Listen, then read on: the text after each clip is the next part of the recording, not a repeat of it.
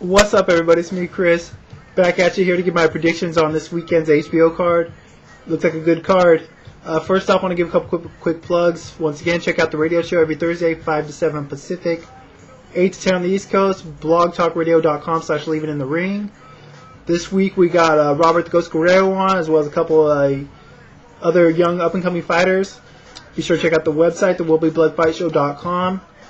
I'll put some links over here on the side of the information bar, part of the description part of the page. Also, YouTube channel to check out, Future Boxer. It's a young kid, he's just starting his channel. He's a good dude, you know, he's aspiring to be a boxer himself. He's going to be making predictions and stuff on fights as well. He's been on the radio show. He's a real knowledgeable guy for as young as he is. So be sure and check out his channel and subscribe to it, you know. On to the fights. First up, we had Alfredo Angulo versus Kermit Cintron. Angulo has a record of 15-0 with 12 KOs. Stands 5'10" with a 69-inch reach. Against Cintron, his record's 30 wins, 2 losses, 1 draw, 27 knockouts. He stands 5'11" with a 74-inch reach. Angulo's coming off the 5th round TKO over Cosme Rivera, who was a late replacement for the injured Ricardo Mayorga. Before that, he had a 10th round TKO over Andre Serkan. Both those fights were on HBO, pretty good fights. Angulo did get cut, I believe, by a headbutt in the Rivera fight. Struggled a little bit early on, figuring Rivera out, but was able to get him out of there in 5. Exciting fight, you know, typical Angulo fight. Cintron's coming off the majority draw over Sergio Martinez. That fight, that's the one where he got knocked down at the end, I believe, the 7th or 8th round. And it looked like he got counted out, but the ref let it carry on. I know a lot of people thought the fight should have been stopped there. It ended up going to a decision. He got a majority draw. I actually thought Martinez won that fight pretty clear cut. Judges didn't see that way, but, you know, what are you going to do, right? Cintron does have the 2 losses to Antonio Margarito. Hard to say what to think of those losses in, you know, wake of the hand wrap controversy and whatever with Margarito, but what you can say is Cintron does sometimes have trouble with fighters that really pressure him and put it on him. And that's what Alfredo Angulo's fighting style is, you know? Obviously, Angulo, you know, Cintron has a reach advantage of 5 inches. So, but he doesn't, you know, neither of these guys are the best, you know, technical boxers, so to speak. They more so like to get in there, trade, throw bombs, you know, slug it out, whoever falls first. So, you know, that's the kind of fight I'm expecting. And in that kind of fight, I'm going to go with the dog, Angulo, you know. You know, nothing personal against Cintron. This is only his 2nd fight at junior middleweight. So Angulo is the naturally bigger fighter. You know, he's been fighting at junior middleweight his whole career, I believe. But as I said, Cintron struggled against Margarito, and Margarito put pressure on him. He kind of buckled a little bit. But more so, I'm basing my decision on this fight on the Cintron's win over Jesse Feliciano. Granted, he did get a technical knockout there in that fight, but he really struggled at times against Feliciano. He looked really uncomfortable. Feliciano put a lot of pressure on him, very similar to how Angulo's going to do. I do believe Angulo's a little bit better of a fighter than Feliciano. I know it's hard to say because he's only got 15 fights, but I think he's better. He's obviously bigger and stronger than Feliciano was. And Cintron had a lot of trouble in that fight. You know, Cintron just hasn't looked the same the last couple of fights for whatever reason. I don't know if it's a mental thing or what it is. You know, he's an exciting fighter, but, you know, he's kind of hot and cold, so to speak, in the ring. I think it's going to be a really exciting fight while it lasts. I don't think it's going to go to decision. Whoever does win, you know, Cintron can win this fight, though. He does have power. Everyone knows he got a lot of knockouts. Big puncher. I don't know how well that power is at junior middleweight now that he's moved up. But, you know, we'll see. But Angulo has been hurt before. He was hurt in the Gutierrez fight before he ended up turning things around and finishing Gutierrez in that same round. But Angulo has been hurt before. So he can, you know, he doesn't have the strongest chin, you know, I don't know.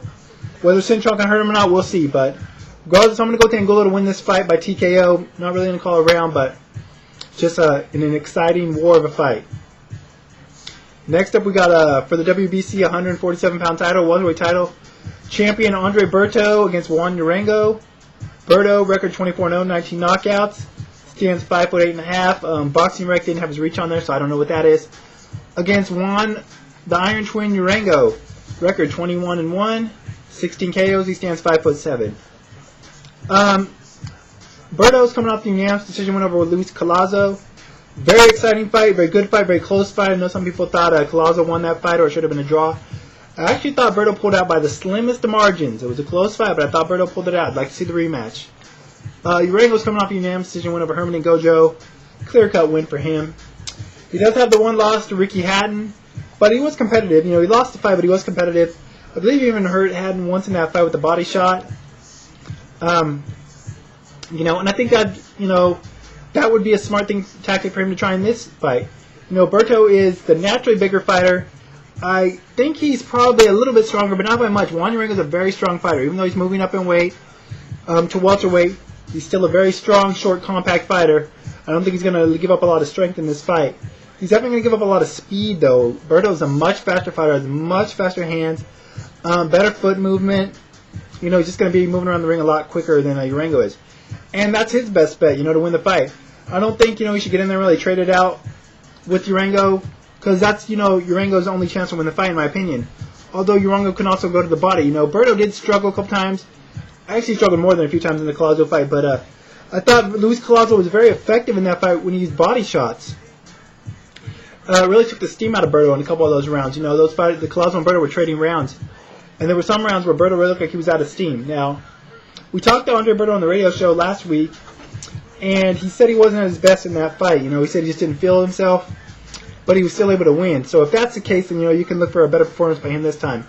But you also got to give credit to Luis Collazo. Either way, I think Urango, his best bet is try to cut off the ring, trap Berto against the ropes, go to the body and the head, you know. People still have questions about Berto's chin because he's been stunned in the past in fights. And Urango definitely does have power. Berto has power as well. I don't think he has one-punch KO power. More accumulation puncher, but Urango's got definitely a sturdy chin himself. So, you know, I don't think it'd be in Berto's best interest to really trade shots here to get in there and slug it out, that kind of fight. With the speed advantage he has, I think it's in his best interest to kind of just stay in the center of the ring, outbox Urango there, and, you know, maybe trade here and there, but don't stay in the pocket too much where you can, you know, take a chance of getting caught. And just move around the ring and outbox Urango for the whole fight. I don't think he'll knock Urango out. I think it will go to a decision, but I definitely think Berto is going to win this fight. I just think the fight suits him perfectly. I think it's tailor-made for his style, the fight. And, you know, I just think it's going to be a pretty impressive performance from him. It should be an exciting fight, though.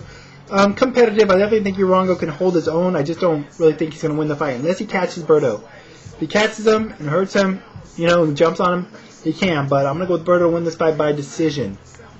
I'll probably be back on Sunday to give my thoughts afterwards on this card. It's a really good card, you know, top to bottom. Really looking forward to it. Glad HBO put it on. So, yeah, make sure you check it out. Once again, make sure to check out the links on the side here in the information part of the bar. Be back on Sunday, like I said, give my afterthoughts on these fights. And till then, y'all, I'm out of here. Bye.